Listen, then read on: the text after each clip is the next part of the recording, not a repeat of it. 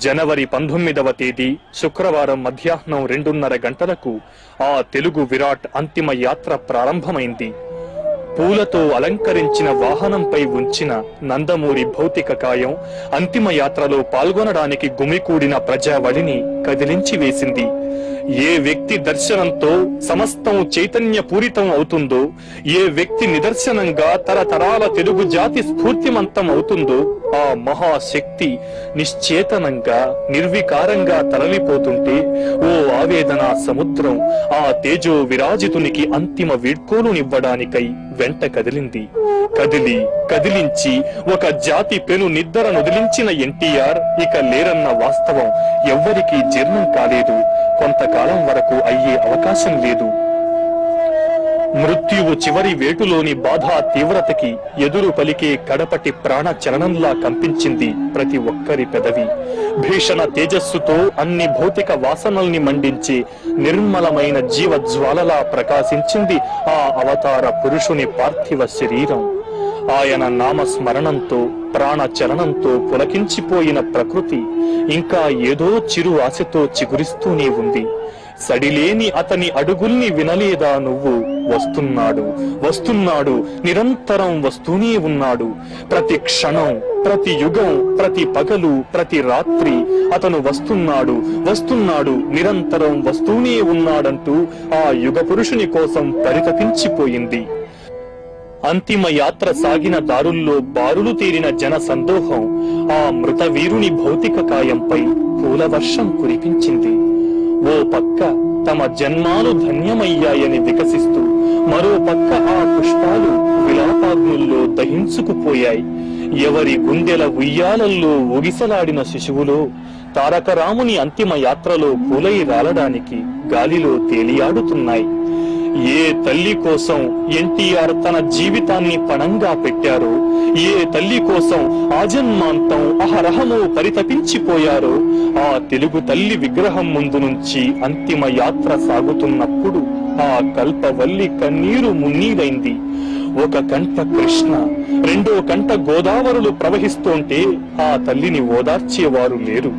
4 దిక్కుల నుంచి ఉబికొచ్చిన జనవాహిని లేవు తల్లి లేవిక, జన చైతన్య స్ఫోరకాలు రావు తల్లి రావిక, ప్రతి పూట ఉత్సవ వేడుక ఊరేగింపులు అని మనవి చేసుకుంటే అనుంగు పుత్రుని కోల్పోయిన తెలుగు తల్లి కడుపు కోటతో పుత్ర శోకాన్ని వర్షించింది. ఇక నాకు ఉగాదులు లేవు, ఉషస్సులు లేవు, నేను హేమంత కృష్ణానంత శర్వరిని, నాకు కాలం ఒక్కటే కారు రూపు, నా శోకమ్ము వలెనే నా బ్రతుకు వలె నా వలెనే అని రోధించింది. మార్గంలోని తెలుగు కళామూర్తులు ఈ అవిరణ యశో విరాజిత మూర్తిమత్వానికి ఏమని వీడ్కోలునివ్వాలో తెలియక అవాక్కై శిలా సదృశమయ్యాయి. నీ రథ చక్రాల ధ్వని ఇక వినపడదు. రథతో, అరుపులతో, వైభవాకర్షణలతో ఎన్నో ఊరేగింపులు వెడుతుంటాయి. వేటిలోనూ నువ్వు కనిపించవు. వ్యర్థమైన వాంఛలతో గుండె పగిలేటట్టు ఏడుస్తూ మేమిలా కాచుకునే ఉంటాం అంటూ విషాదాంతమయ్యాయి. బుద్ధ పూర్ణిమ చేరుకున్న అంతిమ యాత్ర ఒక్క సెకను నిట్టూర్పు విడిచింది. వాహనంపై నుంచి నందమూరి తారక రామారావు భౌతిక కాయాన్ని ఆయన తనయులు విషన్న వదనులై గంధపు చెక్కలు పేర్చిన చితిపైకి చేర్చారు.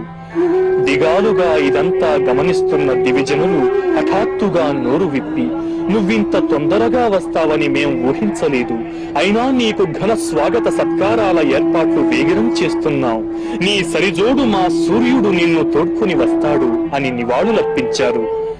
వివిధ రంగాలకు చెందిన విఖ్యాతులు భారమైన హృదయాలతో, అశ్రు నయనాలతో అంతిమ వీడ్కోలునిచ్చారు.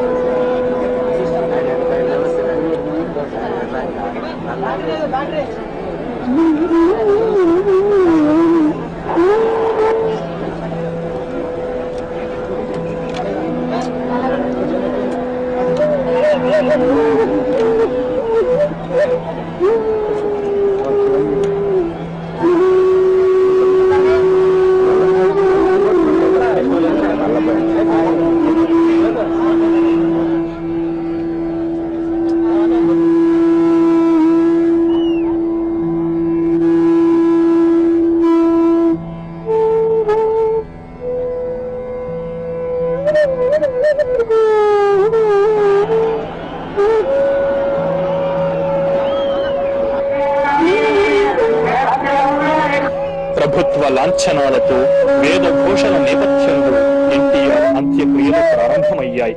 ఆయన పెద్ద కుమారుడు జయకృష్ణ చితికి నిప్పంటించారు. ఆ చితి మంటల చిటపటలో ఓ స్వరం గొంతు సవరించుకుంది.